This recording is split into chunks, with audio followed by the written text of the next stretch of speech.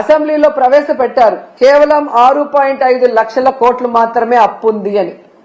14 లక్షల కోట్లుందని అబద్ధం చెప్పిన మేనిఫెస్టోలోనే అన్ని చేస్తామన్నప్పుడు అందులో సగం ఉన్నప్పుడు ఎందుకు చేయలేకపోతున్నారని నేను అడుగుతున్నా. అసలు ఇప్పటికీ రాష్ట్రం విడిపోయాక మొదటిగా ముఖ్యమంత్రి అయింది మీరే.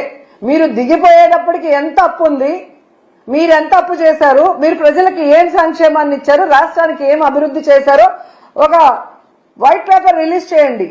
ఆ తర్వాత వచ్చిన జగన్మోహన్ రెడ్డి గారు 5 ఏళ్లలో ఎంత అప్పు చేశారు, కోవిడ్ సంక్షోభంలో కూడా రాష్ట్రానికి ఆదాయం లేకపోతే ఎలా సంక్షేమాన్ని అభివృద్ధిని చేశారు, ఎంత అప్పు చేసి ఆ అప్పు డబ్బులు ఏమైందో కూడా ఒక వైట్ పేపర్ రిలీజ్ చేస్తే మీ అబద్ధాలకి ఫుల్ స్టాప్ పడుతుంది.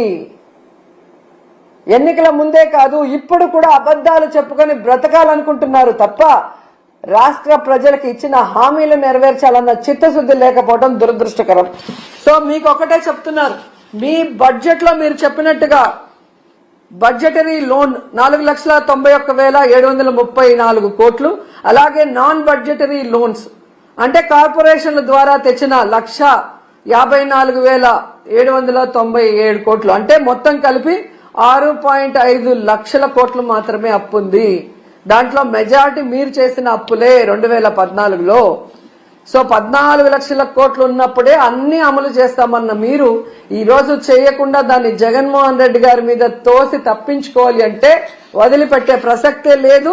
అండ్ ఈ రోజు మీకు హెచ్చరిస్తున్నాం, పిల్లల జీవితాలతో చెలగాట మాడే విధంగా కనుక మీరు ఇలాగే ముందుకు వెళ్లి ఫీజు రియంబర్స్మెంట్ బకాయిలు కానీ విద్యా దీవెన వసతి దీవెన బకాయిలు చెల్లించకపోతే మీకు డెడ్ లైన్ 5వ తేదీ ఫిబ్రవరి 5వ తేదీ లోపల చెల్లించకపోతే వైఎస్ఆర్ కాంగ్రెస్ పార్టీ నాయకులు, కార్యకర్తలు, విద్యార్థుల తల్లిదండ్రులతో ఫీజు పోరు చేసి మీ మెడలు వంచి పిల్లలకి అండగా నిలబడతామని కూడా ఈ సందర్భంగా తెలియజేసుకుంటున్నాం.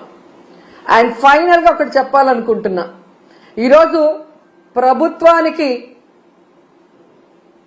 ఎలా సంక్షేమాన్ని అందించాలి, ఎలా అభివృద్ధి చేయాలని చేతగాకపోతే జగన్మోహన్ రెడ్డి గారిని తిట్టడమో, మాలాంటి వాళ్ళ మీద ట్రోల్స్ చేయటం, వల్గర్ గా పోస్టులు పెట్టడమో కాదు, ఎలా పని చేయాలో జగన్ గారి దగ్గర క్లాసులు తీసుకుంటే నేర్పిస్తారు. చిన్నవాడైనా మొదటిసారి ముఖ్యమంత్రి అయినా ప్రజలకు ఇచ్చిన ప్రతి వాగ్దానాన్ని రాష్ట్రంలో ఎలాంటి పరిస్థితులున్నా కూడా సమర్థవంతంగా అందించి అందరికీ కూడా అన్నలాగా అండగా నిలబడ్డాడు.